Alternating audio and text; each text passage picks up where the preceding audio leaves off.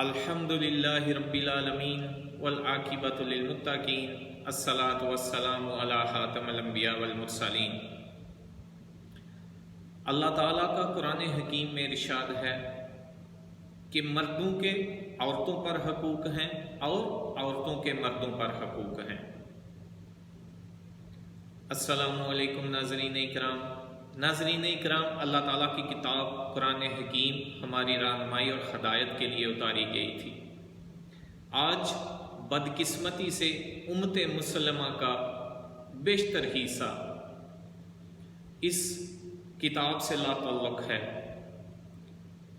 اس کتاب کو پس پشت ڈالا ہوا ہے۔ جس طرح اللہ تعالیٰ کے دوسرے احکام کے بارے میں یا تو ہمیں بہت کم علم ہے، ہم جانتے نہیں، یا ان کی دجیاں اڑا رہے ہیں، اسی طرح یہ جو اللہ تعالیٰ کا حکم ہے، اللہ تعالیٰ کا فرمان ہے مرد کا عورت کے بارے میں اور عورت کا مرد کے بارے میں، یہ بھی کھٹائی میں پڑا ہوا ہے، جس سے ہمارے معاشرے میں بہت سی پرابلمز، بہت سی پریشانیاں اور دکھ اور تکلیفیں جو ہیں انہوں نے جنم لے لیا ہوا ہے۔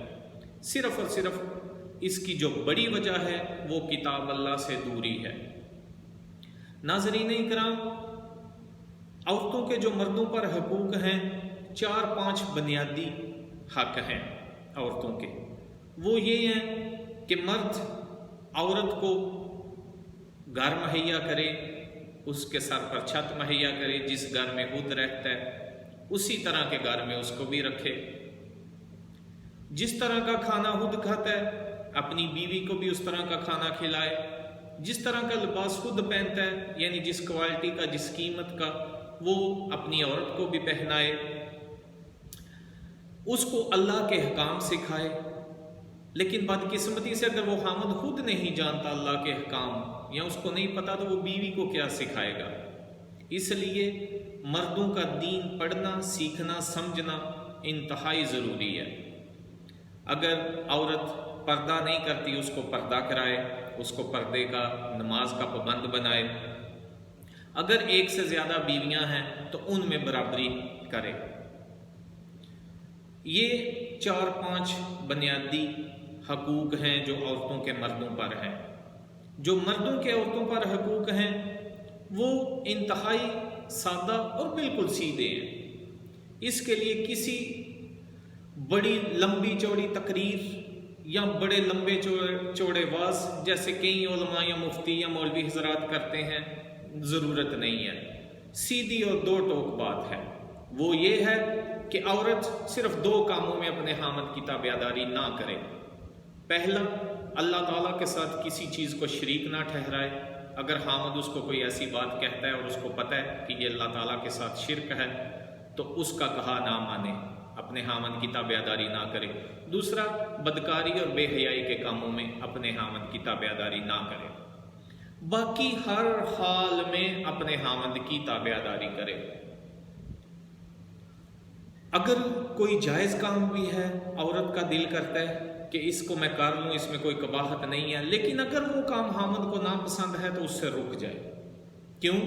کہ اپنے خامد کو ناراض کر کے اللہ کی ناراضی کو مول نہ لے، کیونکہ جو خامد ہے وہ عورت کی جنت بھی ہے اور جہنم بھی ہے، اس لیے اس کی ناراضی سے، اس کی ناشکری سے بچے۔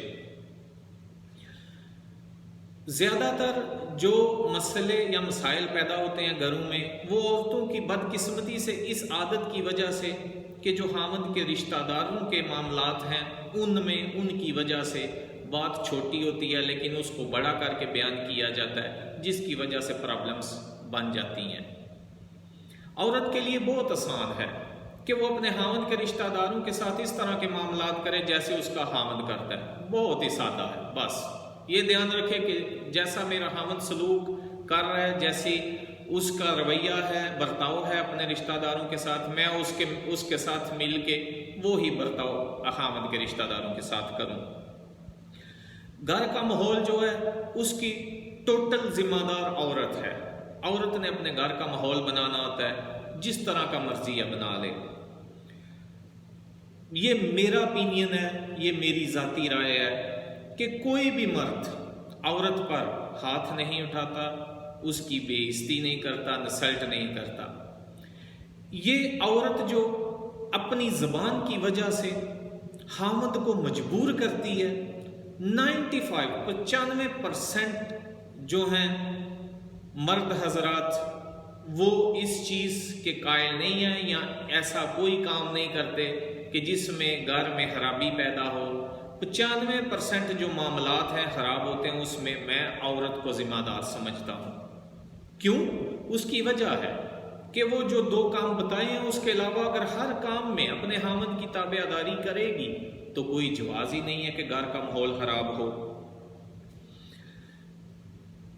مرد جو ہے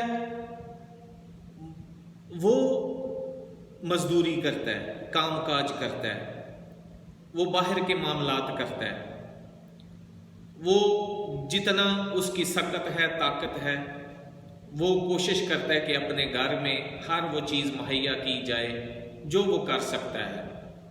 لیکن عورت کی بھی یہ ذمہ داری ہے کہ جتنا خامد کی طاقت ہے، سکت ہے، اس کے مطابق وہ کر رہا ہے تو اس میں چاہے وہ تھوڑا ہے بہت ہے اللہ کا شکر ادا کرے اور اپنے خامد کا بھی احسان مانے. کیونکہ اللہ کے رسول صلی اللہ علیہ وسلم کا فرمان ہے کہ عورت فرض نماز پڑھے، فرض روزے رکھے، اپنی شرمگاہ کی حفاظت کرے اور خامد کی تابع داری کرے تو جنت میں جس دروازے سے چاہے گی داخل ہو جائے گی. کتنا احسان ہے. عورتوں پر تو کوئی ذمہ داریاں ہی نہیں ہیں، ساری ذمہ داریاں تو مرد پر ہیں. عورت یہ 4-5 کام کر لے تو جنت میں جس دروازے سے چاہے داخل ہو جائے. رشتہ داروں کے ساتھ معاملات کیوں ضروری ہیں؟ کیوں کہ اللہ تعالیٰ نے سورہ بنی اسرائیل میں فرمایا ہے کہ تم کسی کی عبادت نہ کرو سوائے اللہ کے اور والدین کے ساتھ احسان کرو، بھلائی کرو، نیکی کرو. اور وہ نبی صلی اللہ علیہ وسلم کی بہت معروف حدیث ہے.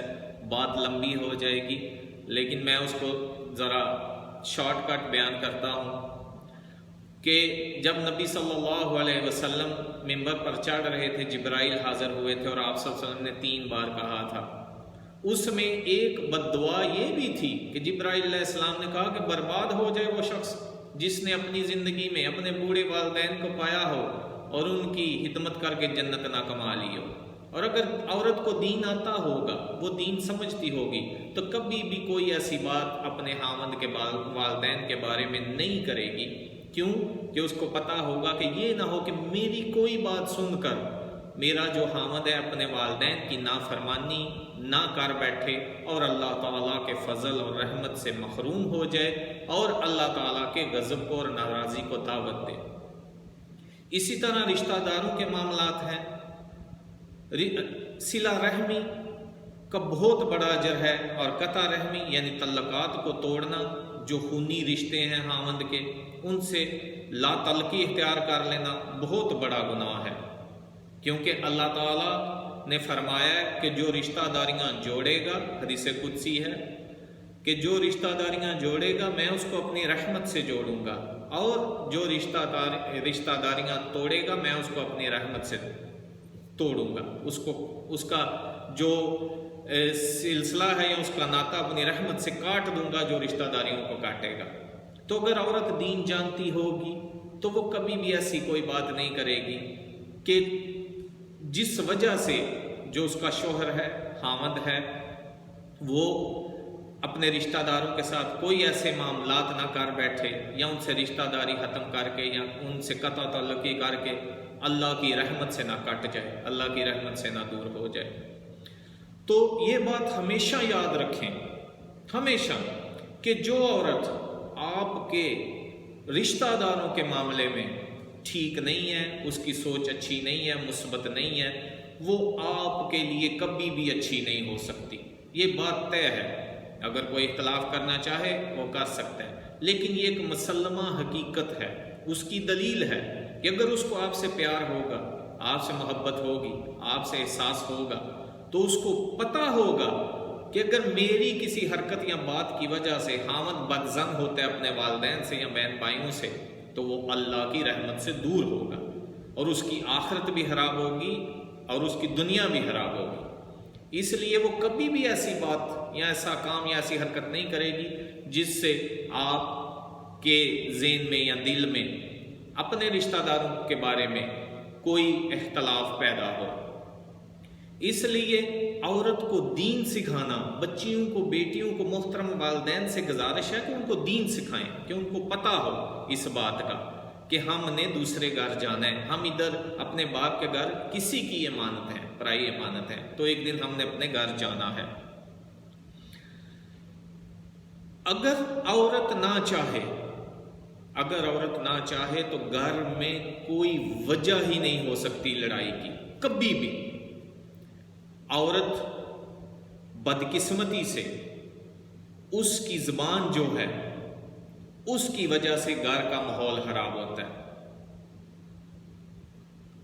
اللہ کے رسول صلی اللہ علیہ وسلم کی حدیث ہے نا کہ معراج کی رات میں جہنم دکھائی گئی تو اس میں زیادہ تعداد عورتوں کی تھی، تو پوچھا گیا اللہ کے رسول کیا وجہ ہے؟